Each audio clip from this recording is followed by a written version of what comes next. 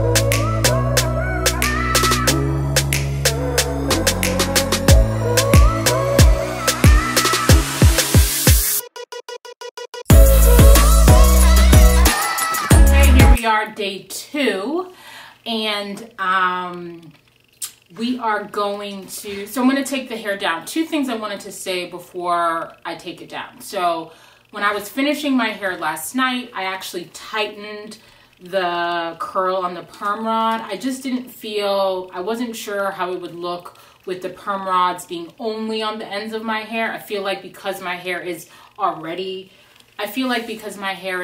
short, that I probably want to just keep the style like tapered and short. If I had longer hair, no doubt I would probably just put it on the ends. The other thing is I almost feel as though I braided the braids were like smaller than I would do it if I were to do it again.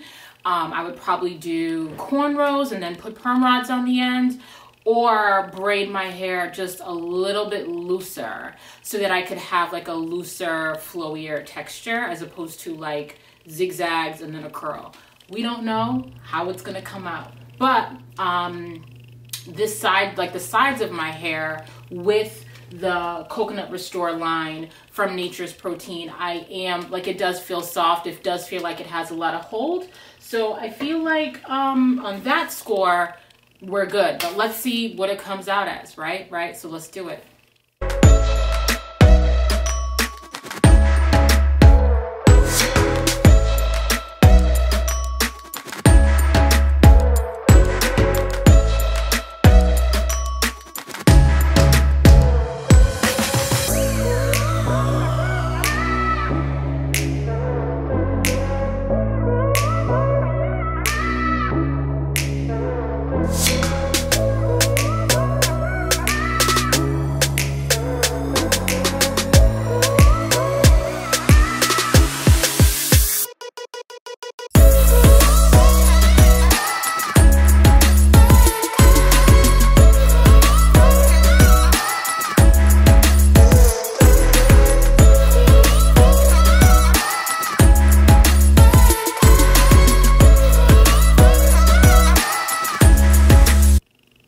And you want to be careful when you're taking it down too. You don't want to like rush it through like you're unbraiding your hair after having a protective style. Like you want to keep the pattern that you want, you know, the braids to leave as well as the perm rods to leave.